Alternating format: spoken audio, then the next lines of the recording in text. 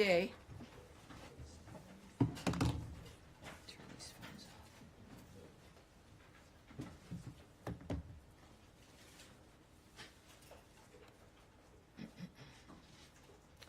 Great. Hi, everyone. Hello.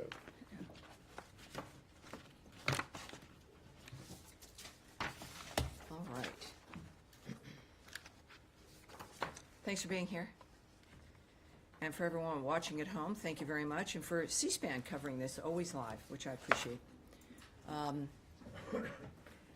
Alrighty, so obviously a little bit of an announcement. Happy 100 days. I know this was on your calendar, wasn't it? It should be. Happy 100 days, everyone. Just hours after President Trump took the oath of office, Secretary of State Marco Rubio was confirmed in a historic bipartisan vote of 99-0. From day one, he got right to work, and I can certainly attest to that. As I said in my first briefing, Secretary Rubio promised to deliver a foreign policy grounded in President Trump's vision, one that would make America stronger, safer, and more prosperous. 100 days later, that promise is being kept. Secretary Rubio has returned the department to the fundamentals of diplomacy, engaging in the persuasion and power of face-to-face meetings around the globe, reminding our partners that being friends with the United States brings benefits that improve the quality of everyone's lives. Here at the State Department, we are rewarding performance based on merit, demanding accountability for every tax dollar spent, and ensuring every policy serves the interests of the American people. To restore integrity and results-driven foreign assistance, the Department and USAID have saved the American taxpayers billions of dollars by ending outdated and misaligned foreign aid programs. Instead, we are prioritizing core U.S. policies. That includes the life-saving response in Uganda, where more than 75 American experts worked hand-in-hand with local officials to officially end Uganda's 2025 Ebola outbreak, a tremendous global health achievement. The Secretary has traveled extensively, and don't I know it, to 15 countries, deepening U.S. diplomatic ties and securing major foreign policy wins, from Panama's decision to withdraw from China's Belt and Road Initiative to his leadership in bringing Ukraine and Russia to the table to discuss a path towards peace, leading the nations closer to peace than ever before. His efforts to protect our homeland are having a global impact. We've designated 6 violent Mexican cartels, along with TDA and MS-13, as foreign terrorist organizations to block their financial networks and bar their entry into the United States.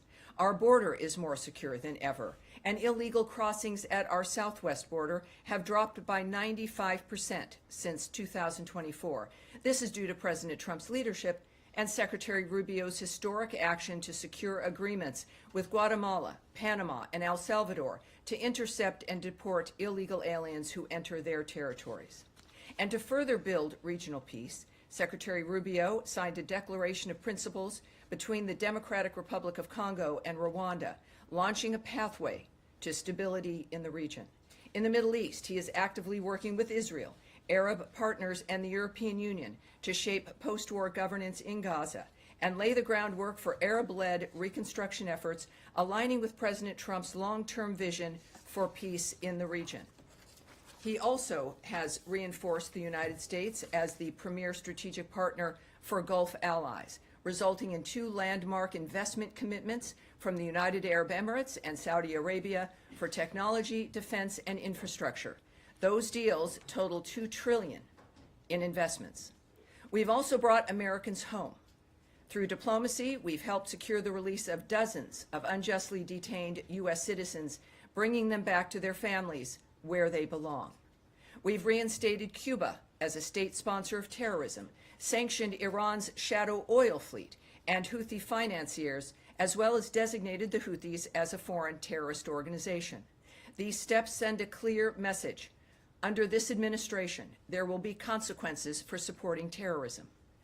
100 days in, the results are undeniable.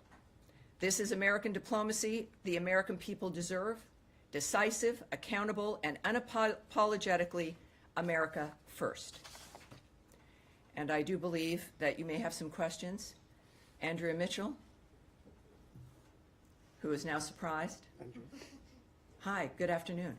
Andrea Mitchell. It was all set up. She is, well, she was thinking she had some extra time, but this afternoon, it's morning somewhere. In Los Angeles, it's the morning. In Hawaii, it's very early. What can I do for you? Or should I ask? I will go to Matt Lee first. I'll start. Well, no, I thought you were prepared. Shall we? Finally, Finally, I'm asking the questions. All right, here's what we'll do. We will go with Well- Matt, and then I will come back to you. I just have two very brief. You set that up as who set I this did up. not. All right, sir. Wait a second. And now I've missed you. Everyone missed you. It was Yes, I'm notably sorry, I different was here in the away. room with you gallivanting around London for some reason. But here we are now. Waiting We're for all the together. secretary who never showed up. Well, But anyway, so listen, since last week, since I was away last week, and I know this came up last week, but I just want to try and get a fine point, put a fine point on it, which is that tomorrow is the 50th anniversary of the fall of Saigon, and the end of the Vietnam War. There have been reports that the U.S. has instructed or otherwise advised U.S. diplomats in Vietnam not to attend commemoration ceremonies. Is that true? Because the answer that we keep getting is that the U.S. and Vietnam are strong partners, and this, and they invited people, but there's no decision one way or another. So, is it correct that they've been told or advised not to attend? Well, you know, as well as most people here, if not even better, after decades, that I'm not going to discuss conversations that we've had with our diplomats here or overseas. But I will, in the event people are curious about the answer you expect, I will provide you an answer, and everyone else as well. The United States and Vietnam have a robust bilateral relationship, and we are committed to deepening and broadening those ties. We look forward to working with the Vietnamese government and the people of Vietnam to address shared challenges and opportunities. And considering, again, half a century ago, when that ended, we now, of course, have a generation, my generation, that it is amazing to be able to say that, to have this relationship with Vietnam as a good relationship and one that is bilateral and robust. So that is a very good example of what can happen over the time of about 50 years. Okay. Did you have a second question? Well, yeah, but just on this, I mean, so Sure. are U.S. diplomats going to be participating in these? You know, I'm not going to answer that question. I'm not going to discuss what has been suggested or not suggested or communications with our allies and or our diplomats in foreign countries. Yes, sir. Thanks. Thank you. I have two questions. The first, there's reporting today that 4,000 visas for students with criminal records were revoked in the first 100 days of the administration. That's a number that's higher than we've seen before, so I wanted to see if I could get more fidelity on that, and then I had a different topic. Well, I know that consular affairs and the State Department do not discuss the details of visas. We do not provide statistics. We do not discuss numbers. And so I would just remind people that certainly I wouldn't comment on a number that has been printed somewhere. What I can tell you is that it's something that we don't provide. And then separately, there's reporting that Iraq has arrested an ISIS suspect linked to the New Orleans terror attack on New Year's. Is the state have any comment on that or any participation? I spoke with the secretary a little earlier. I did not ask him about that, so let's take that back. And I certainly would hope to speak with him again and can ask him that, and we'll get that back to you, certainly. And now, Andrea Mitchell. Yes. I wanted to ask about Ukraine. Okay.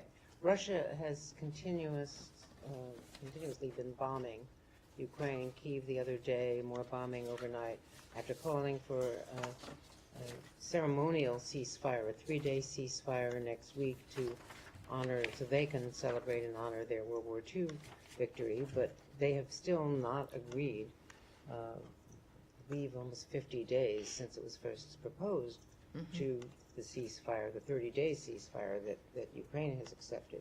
And now, as well, Foreign Minister Lavrov, in an interview, has said that the Russian position includes the demilitarization, he says denazification, which is a false statement, but the demilitarization of Ukraine as part of their agenda, as well as the lifting of sanctions, withdrawing lawsuits, canceling arrest warrants, and the like.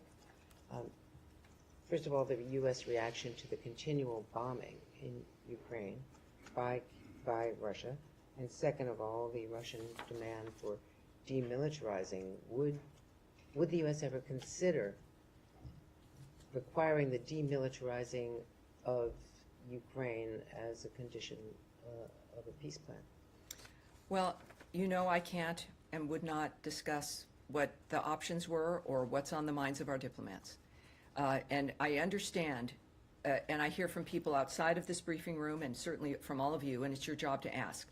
But that is not something we can do. It's harmful to get ahead of what our experts, what our diplomats, what the Secretary of State, what the President of the United States, the most powerful people in the world meeting to find a resolution to this. And discussing it or speculating does not help. It increases, I think, fear and confusion. So I won't do that. But I do have something I can tell you that the Secretary said to me about the situation just a short time ago, Andrea Mitchell. We are now at a time where concrete proposals need to be delivered by the two parties on how to end this conflict. How we proceed from here is a decision that belongs now to the President.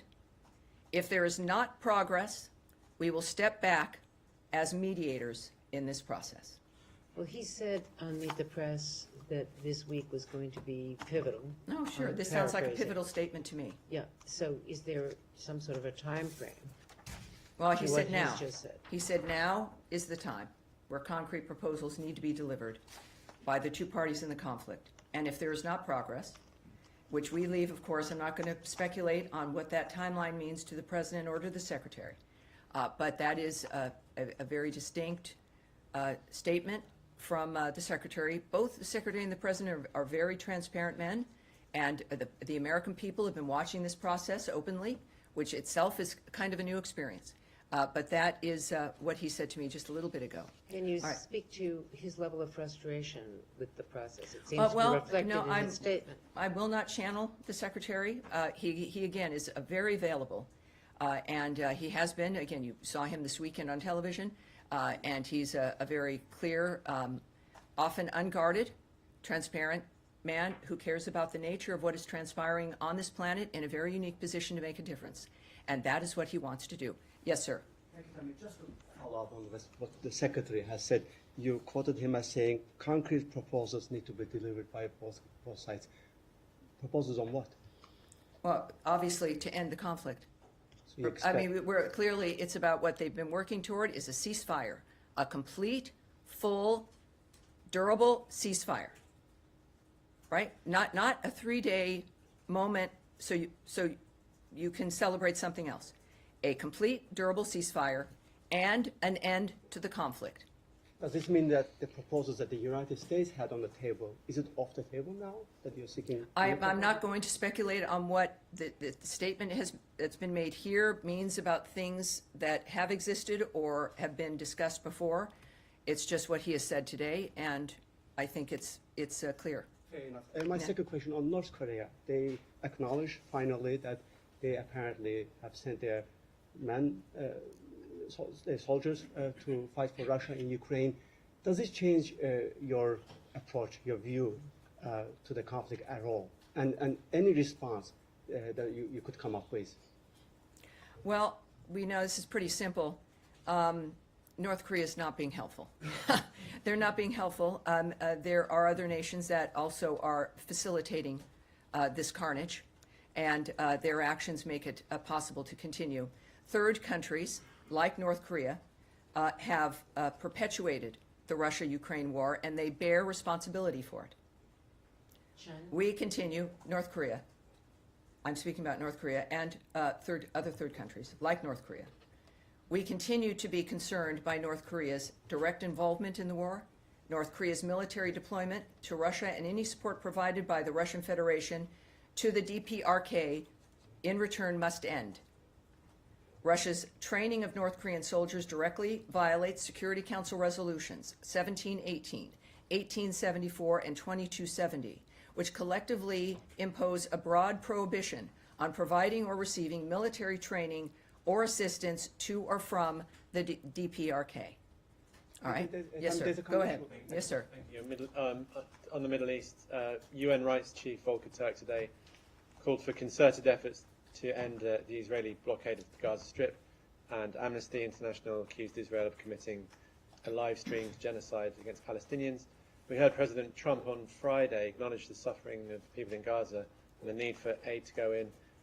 What is the department's view of the ongoing blockade, and will the Secretary push to lift it? And I have a second question. President Trump said just a few days ago that there is a very big need for medicine and food regarding, of course, Gaza and Gaza aid, and that we are taking care of it. And again, within the framework of the negotiations, the actions, the efforts, as we've discussed, I think every briefing, which is appropriate. I think the President of the United States making that statement makes clear that actions being considered and taken, and that the President is working on it. So we are taking care of it. How will that translate to actual Well, actions? we'll find out. He's not a slow man. Also, the United States, of course, supports the flow of humanitarian aid with safeguards to ensure assistance is not diverted, looted, or misused by terrorist groups such as Hamas and the Palestinian Islamic Jihad. But for one thing, we certainly, I think I can say generally about the President, is that when he says something, he acts, and he doesn't lollygag. And in this particular case, with both men setting these first 100 days as the hallmark of the nature of where they've both been personally committed, Secretary Rubio and President Trump, it is on peace and ceasefires for both Ukraine and Russia, and certainly in Gaza. His noting what he wants to accomplish in that regard. Again, there's a very big need for medicine, food, and we're taking care of it. So it will not be long, I'm sure, to see the results of his work. There's a second question. Yes, sir. Senator Sanders. Yes, sir. Go ahead, please. Thanks, Tammy. I wanted to move on to a country which is a neighbor, in fact, Canada. Unless mistaken, I haven't seen any official reaction by the White House or the State Department or officials on the election I have one. victory I have a last night of reaction, yes. Mark Carney Yes, as indeed. the Prime Minister. And he pledged today that a united Canada would confront the President. Well, Your here's what thoughts? we can say about Canada. The United States extends its congratulations to Prime Minister Mark Carney and his party on their win in Canada's recent federal elections. The U.S.-Canada relationship remains one of the most extensive in the world. We look forward to working with Prime Minister Carney's government, particularly on key issues such as trade fairness, combating illegal immigration, halting the flow of fentanyl and other dangerous drugs, and countering the Chinese Communist Party influence in our hemisphere.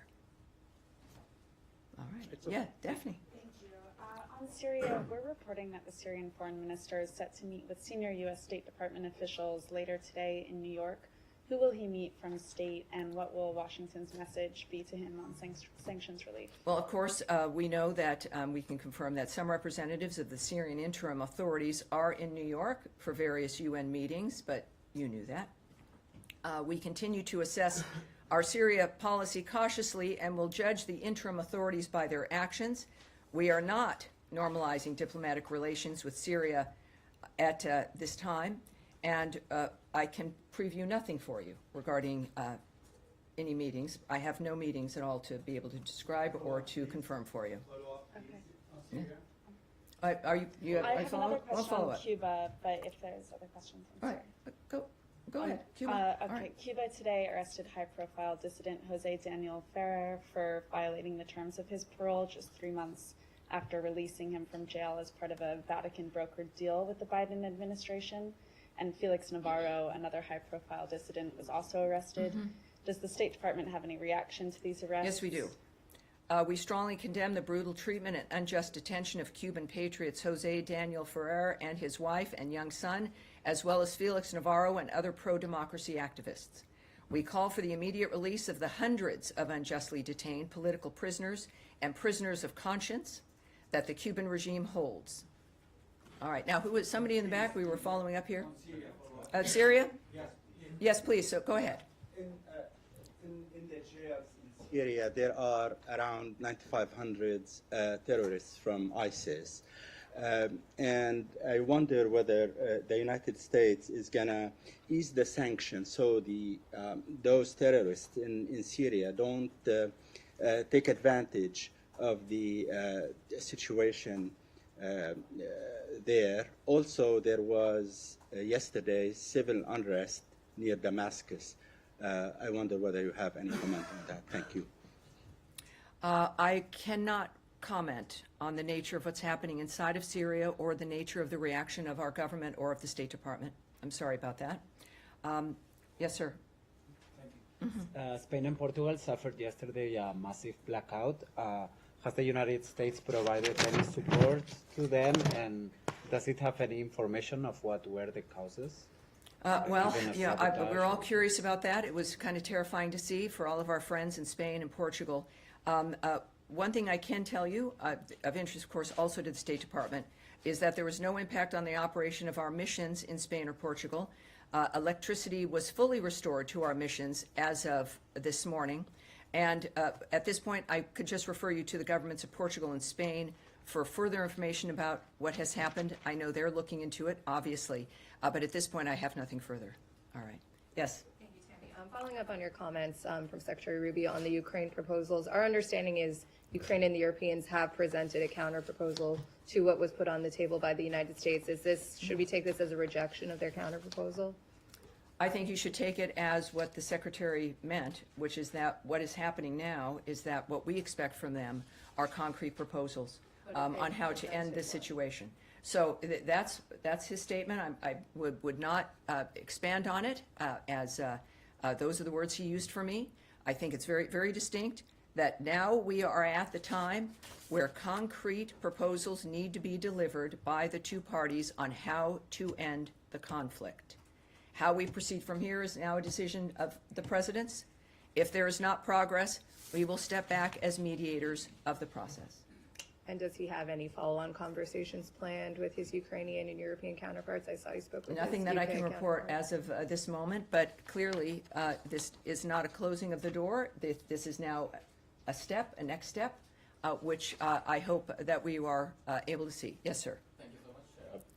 Do you think that in first 100 days, President Trump was able to make America more great again, make America more richer Are you again, setting make me America up? more Are safer you again? setting me up? No, I'm just asking your opinion. I'm just asking your opinion.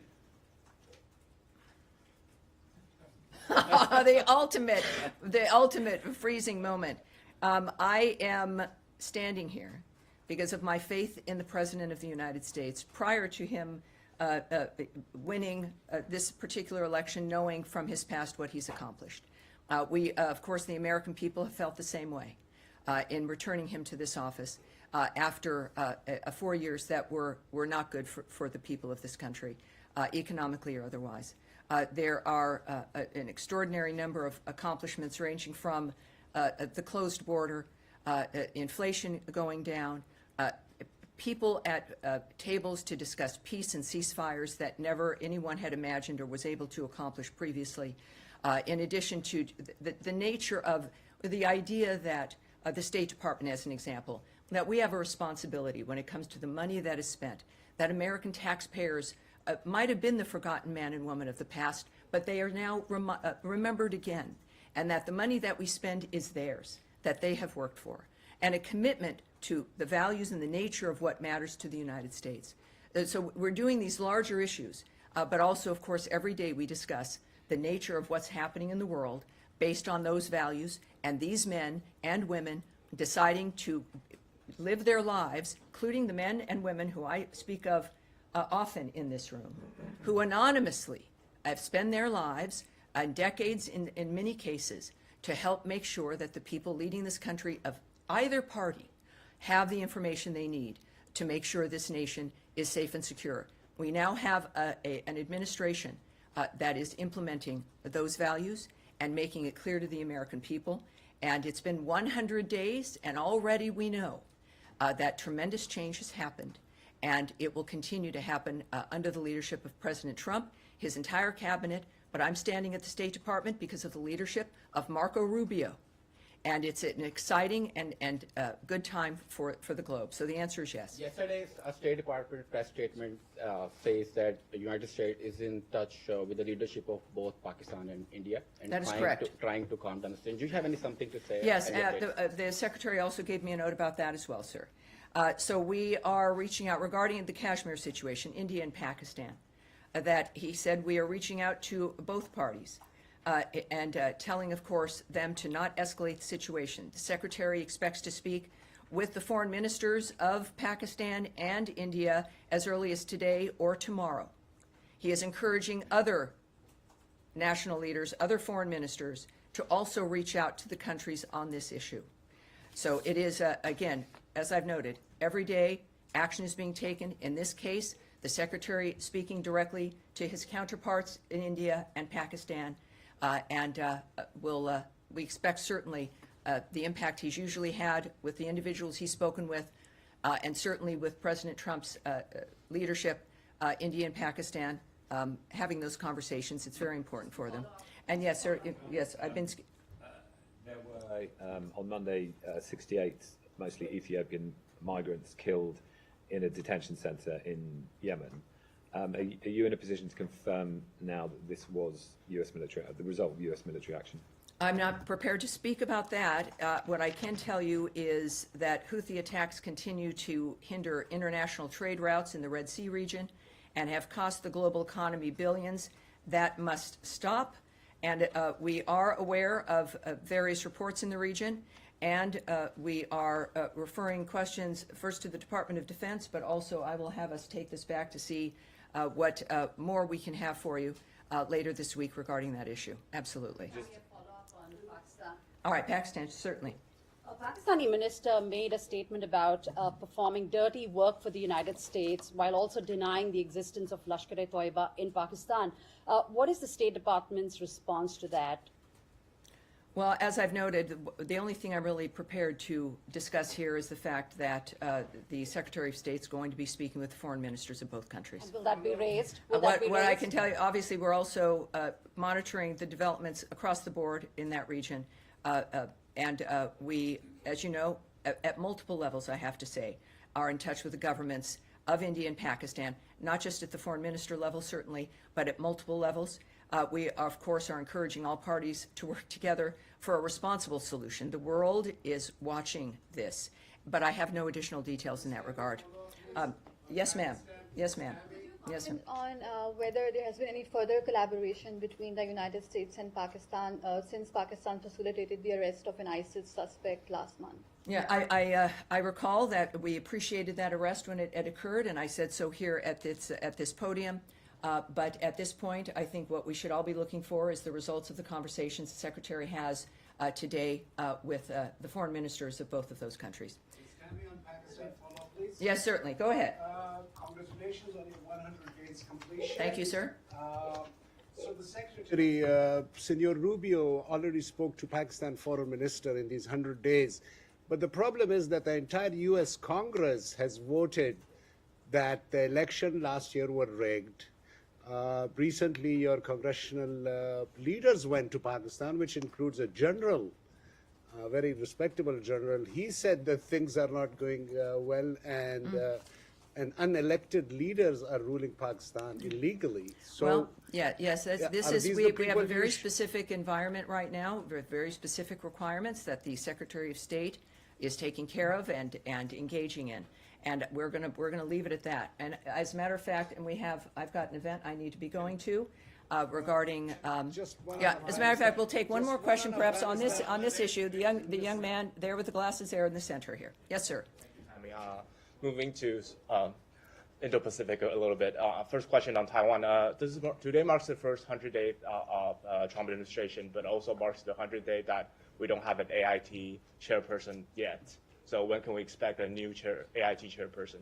Second question being that I don't think Secretary Rubio has traveled to Asia. Does he have any plan to travel to Asia in the near future and meeting with his Chinese counterpart in the near future? Thank you. Well, I don't have an answer to the first question. We can perhaps take that back and see if we can get something for you. And at this point in time, I don't have anything to report to you about the Secretary's travels. But what I will tell you as to what I am going to here is the Secretary meeting with families of Japanese abductees. He is going to be meeting with a delegation of the Japanese legislative members, family members, and advocates for Japanese citizens abducted by North Korea. We will have a readout for you that will be released following that meeting. And that is what I'm heading to now. Thank you all very much. We have a very, very exciting week, and happy 100 days. Thank you, everybody. Thank you.